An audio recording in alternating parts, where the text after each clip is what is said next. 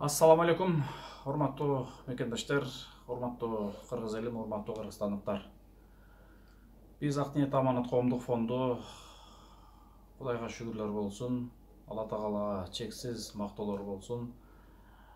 Биздин фонддун жааматын эмне деген жумуштарга Алла Таалам себепкер кылып атат. Биз бир гана курулуш гана иштер менен эмес, негизи эле Кыргызстаныбыздагы, мекенибиздеги жалпы муктаждык иштерге алыбыз жетпесе дагы башыбызды салып көрүп, колубуздан келишинче кызмат кылган аракет кылып атабыз, иншалла. Мына көрүп атасыздар, негизи эле биздин башкы тармагыбыз ушул адам өмүрүн сактап калсак деген ушундай аракеттерди көп жасадык. Ошондой эле мына Индияга жерине барып келдик. Индия жерине бир эмес, бир жарым жыл аралыгында 29 инсанды алып барып келдик. Мында мен ушунчалык сыймыктанып айта алам, ушул 29 инсанга себепкер болуп алдык. Бирок анын бардыгына жардам берген мына сиздер. Элибиз жалпы жүрөгү мээримдүү, жоомарт, беришен инсандар.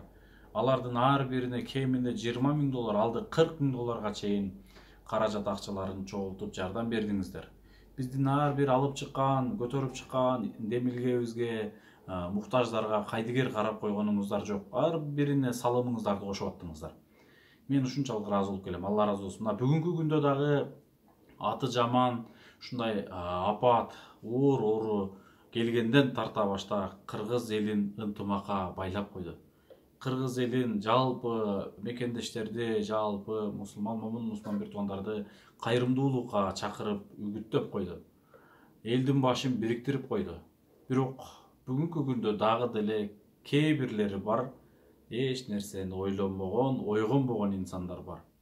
Бүгүн Кудайым өзү сактасын, күндө эртең менен интернет ачсаң, кеминде 40 адам, 100гө чукул адам кайтыш болуп кетип атат. Алар бардыгы биздин бир туугандарыбыз, мекендештерибиз, бир боорлорубуз. Жаткан жерлери жайлуу болсун, топурагы торко болсун. Ушуну менен токтосо экен деп күн санап дуа кылабыз, иншалла жакшы болуп кеткен болсун. Алла Таалам ооруп аткан инсандарга жеңилинен шифаны берген болсун. Урматтуу мекендештер, мен сөзүмдү кыскартайын. Биз бүгүнкү күндө да курулуш менен эле жүрбөстөн, бүгүнкү күндө ошол көбүнчөсү Жалал Абад жерине муктаждар комплекс деп 9 үй бүлөгө ылайыктуу 2 кабаттуу заманбап бүт ишканасы менен ушундай курулуш жүрүп атат. Андан сырткары Баткен согушунан колунан айрылган Кыргызстандын баатыры Орус улутундагы Руслан бир тууганыбызга да ош жеринде үй баштаганбыз, анын дагы үйү туруп атат, Кудай буйрса. Анын дагы чатыры башталды. Урматтуу мекендештер, мына ошол эле курулуш менен эле жүрүп, тим эле болуп калбастан элдин дайым эле кызматындабыз. Көрүп атасыздар, урматтуу мекендештер, биз азыр дем алдыруучу аппарат, кислородный аппарат деп коет. Мына ушулга элибиз аябай муктаж болуп турат. Мен буну эл менен бөлүшпөй айтканмын, себеби биз биринчи ушул фонддун жааматы өзүбүздүн атыбыздан, колубуздан келиши бир аппарат болобу, 2 аппарат болобу, бир адамдын өмүрүн сактап калсак дагы, бир адамга деле пайдабыз тийип калса экен деп ушундай эмени алып алып, анан коомчулук менен бөлүшөлү дедик элек. Кудайга шүгүрлөр болсун, бүгүн Турциядан учуп келди Бишкекке. Биздин аппараттарыбыз Кудай кааласа иншалла Бишкекке келип түштү. Анан бизге дагы алып келип колубузга тапшырат. Урматтуу мекендештер, биз Ак Ниет Аманат коомдук фонду 2 аппаратка заказ бердик элек. $600. $1200 2 аппарат алдырдык, Кудай буйрса иншалла. Кудай кааласа колубузга жакын күндөрдө тиет. Тиер менен ошол больницаларга муктаж болгон жерлерге жеткиребиз. Анан биз менен байланышып, Россиянын Надым деген шаар бар экен. Ошол Надым шаарындагы мекендештерибиз, жетекчиси Орозбек деген агабыз биз менен байланышып отуруп, жааматтан 28.000 рубль чогултуп, мына ошол аманатты ушул аппаратка деп которду. Андан сырткары Россия Сахалинде теплицада иштеген жалпы мекендештерибиз, уюштуруучулар Камила, Анара, Аксана, Махабат, Ниязбек, Жипар, Айганыш бир туугандарыбыз баш болуп, мекендештерден чогултуп, жаамат 54.500 аманатын жөнөтүштү.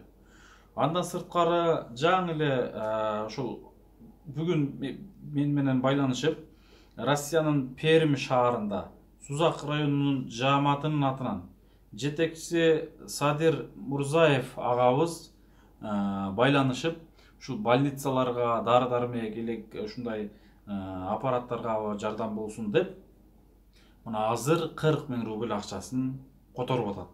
Урматтуу мекендештер, жалпысынан 122 500 рубль болот экен. 122 500 рубльдин 1710 доллар болот экен. Кудай кааласа биздин колубузга иншалла биз 4 аппарат, мындай айтканда анык болчу, 4 аппаратты биз алдырабыз деп калганбыз. Мына ушул бир туугандарыбыздын Надым шаарындагы менен Сахалиндеги 28 000 рубль менен 54 500 рубльду кошуп, анан биз фонддун өзүбүздүн атыбыздан 2 аппарат заказ кылып, жалпысынан 4 аппаратка заказ кылган элек. Анан азыр Пермь шаарынын да 40 000 рубль акчасын которуп атышат. Кудай кааласа, аны дагы балким дары дармегине, балким кошумчалап дагы аппарат алып калабызбы, 5 аппарат кылып. Мына ушуларды алдырып, муктаж болгон элибизге жеткирип берсек деп аракеттебиз. Урматтуу Надым шаарындагы жалпы мекендештерим, бир боорлорум, жана Сахалиндеги теплицада иштеген жалпы мекендештерим, жана Россия Пермь шаарында Сузак районунун жааматы, жалпы мекендештерим, негизи эле биздин Ак ниет аманат коомдук фондун колдоп аткан жалпы иммигрант мекендештерим, бир боорлорум, сиздерден Алла ыраазы болсун. Сиздер өзүңүздөр бүгүнкү күндө бөтөн жерде жүрөсүздөр. Өзүңүздөрдүн туулуп өскөн жериңиздерде эмес, бөтөн жерде жүрөсүздөр. Бирөөнүн жумушун кылып, бирөөнүн ишине көз каранды болуп жүрөсүздөр, бирок ошентип атсаңыздар дагы, кыйналып атсаңыздар дагы, тапканыңыздар менен бөлүшүп келип атасыздар. Элибиздин канчалаган муктаждыгына жардам берип келип атасыздар. Иншалла, чындыгында мигрант болуп жүргөн мекендештерибиз болбогондо, билбейм Кыргызстандын келечеги эмне болор эле, кандай болор эле, муктаждардын муктаждыгы эмне болор эле, мен айтып ойлонуп бүтө албайм да. Бүт бардыгына, көпчүлүгүнө, 90%-на ошол иммигрант мекендештерибиз жардам берип келет. Алла ыраазы болсун сиздерден. Алла таалам тапканыңыздарга Кудайым берекесин берсин. Алла таалам дайым даражаңыздарды бийик кылган болсун. Алла таалам сиздердин жүзүңүздөрдү дайым жарык кылган болсун. Дайым сиздердин ишиңиздерге Алла таалам ырбажын берген болсун. Эч качан жамандык көрбөңүздөр. Эң башкысы, урматтуу иммигрант мекендештерим, бир туугандарым, бир боорлорум. Эң башкысы туулуп өскөн, алтындай болгон жериңиздерге, ата-энеңиздердин алдына, үй бүлөңүздөрдүн, бала чакаңыздардын, тууган уруңуздардын алдына аман эсен жетип келүүнү Аллах таалам насип эткен болсун. Алыста жүрөсүздөр, этият болуңуздар. Бири-бириңиздерди карап, ынтымак болуңуздар.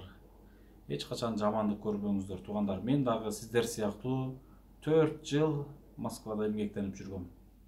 Бир да келген эмесмин. Ушундай тирилик деп, кызмат деп, өзүмө ушундай условия түзүп алайын деп, иштеп, иштин артынан 4 жыл келбегем. Ата-энемди 4 жыл көрбөгөм. Мен сиздердин бардык эмеңиздерди түшүнөм, туура түшүнөм, билем, сезем, жүрөгүм менен туям. Москвада бир квартирада 2 комната болсо, 2 комнатада 21 адамга чейин жашап жүрдүк. Ушундай кыйынчылык күндөрдө жүрдүк. Аллах таала ушундай кыйынчылыкты башыбызга жазып койгондугу үчүн мына бүгүнкү күндө даражабызды бийиктетип, ошондой кыйынчылыктарды көргөзүп, анан бүгүнкү күндө эл уулуу кылып жаратып койду иншалла. Мен Кудайга шүгүр кылам. Ошол жакты көрүп, иштеп келгениме шүгүр кылам. Мына ошол жак бизди тарбиялады, ошол жак бизге сабак көргөздү. Эгерде ал жакты мен көрбөгөнүмдө билбейм кандай болор эле. Ушунчалык Кудайга шүгүрлөр болсун. Эч качан кайгы муң тартпаңыздар, ойлонбоңуздар, ойгонбоңуздар, кыжаалат болбоңуздар, сарсан болбоңуздар. Аллах таала кимибизге кайсыл жерге ырыскы чачып койгон болсо, ар бирибиз ошол жерде ырыскыбызды термелеп, тирилигибизди өткөрүп жүрө береткенбиз. Бул күндөр дагы өтө кетер күндөр. Урматтуу мекендештер, bundan дагы кыйынчылык күндөр болгон. Убагында үркүн өткөн, убагында кандай гана согуштар болгон, убагында эмне деген кыйынчылыктар болгон. Биздин ата-бабаларыбыз ошолго дагы баш ийбестен бардыгын жеңип келип, мына бүгүнкү күндө бизди бул сонун 21-чи жетишкен кылымга жеткирип койду бизди. Шугана да Кудайга шүгүр кылайлы. Бирок дагы бизге ушундай Алла Таалам сыноо берип турат. Бул сыноо дагы жөндүр эмес, балким биздин өзүбүздүн пейилибиз өзгөрүп кеткендер. Балким ошон үчүн бизге Алла Таалам мына ушундай сыноону берип койгондор. Албетте бунун баардыгын биз өзүбүзгө сыноо катары кабыл алышыбыз керек. Кудайга тобо кылышыбыз керек. Бири-бирибизге кайрымдуу болушубуз керек. Жок дегенде бири-бирибизге жакшы сөз айтышыбыз керек. Жакшы сөз айта албасак, жок дегенде жылмайып коюшубуз керек. Мына ушундай мен сиздерге кайрыларым. Бүгүнкү күндө кээ бир инсандар көп сындап атасыздар. Бири-бириңиздерге сындап атасыздар. Кылганга жардам бере албайсыздарбы? Жөн гана жакшы эле сөзүңүздөрдү айтып коюңуздар. Жакшы сөз оздон эки гана жел менен чыгат. Болду, башка нерсе болбойт. Лапата менен, күрөк менен көтөрүп жүрүп, мээнет кылып оздон жакшы сөз чыгарбайсыздар. Жөн гана оозуңуздан эки ооз жел чыгат. Болду. Эгер ал дагы туура келип, аны дагы колуңуздардан келбесе, жөн гана дуа кылып коюңуздар, жакшы сөз айтып коюңуздар дейт элем.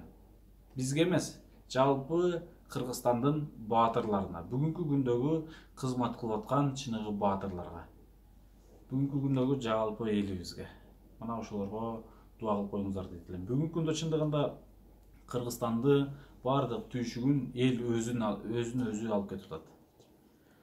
Ошон үчүн тынччылык эле болсун, аманчылык эле болсун. Убакыт учкан куш экен, убакыт өтүп кетип атат. Кыска убактыбыз калыптыр. Сиздерге мен өзүм эмнени кааласам, сиздерге дагы ошону каалайм. Аман болуңуздар, тынч болуңуздар. Жакшылык күндөрдө көрүшүп жүрүүнү, жолугуп жүрүүнү Аллах Таалам насип эткен болсун. Ушул күндөн элибизге жеңинден чыгып кетүүнү насип эткен болсун. Бири-бирибизге дуа кылайлы иншалла. Ассаламу алейкум. Урматтуу мекендештер, мен сиздерге бир нерсени айтам деп дагы эсимден чыгарып коюп турмун. Бүгүнкү оор күндөрдө бардыгыбыз жапа-тырмак ынтымакташып биригели. 5 манжа бөлөк билек бир дейт. Биз бириксек бул күндөрдөн жеңил эле чыгып кетебиз. Андыктан колунда бар инсандарга, мүмкүнчүлүгү бар инсандарга кайрылар элем, айтаар элем. Бүгүнкү ушундай күндө жүрөгүңүздөрдөн чыгарып, ыйксан кылып, муктаждарга, бүгүнкү ооруп аткан элибизге жардам берип калбасаңыз, анда бул ушул оор күндө бере албасак, анда bundan өткөн кандай күндө беришибиз мүмкүн деген өзүгө суроо коелу. Ошондуктан сиздерге айтаар элем, келиңиздер биз ынтымакташып, биригип алып, ушул аппарат маселесине, бүгүнкү күндө дары-дармек маселесине жардам берели. Кудай кааласа биз дагы бул эмеде четте карап турбайбыз. Мен азыр Бишкектен бүт больницаларга, ошол жерде дарыгерлерге бүт костюмдарды, маскаларды, атайын ушул жерде кызмат кылгандарга ушундай бир формаларды бардыгын растаттырып, ал жактан Бишкектен дагы алдырып атабыз. Кудай кааласа дары-дармегине да аракет кылабыз. Колубуздан келишинче курулуш менен эле байланып калбастан аракетти кыла бермекчибиз иншалла. Мен ушул үчүн сиздерге дагы кайрылам. Кимде-ким мүмкүнчүлүк болгон болсо, келиңиздер, байланышыңыздар. Биздин байланыш эл сом WhatsApp номерибиз 705 менен 33 77 90. Ошол эле жогорудагы салган мекендештерибиз Сбербанк картага салды. Сбербанк карталары деле бар. WhatsApp'тан сурап байланышсаңыздар болот. Ынтымакташып, элибиз үчүн биргеликте кызмат кылайлы дейт элем.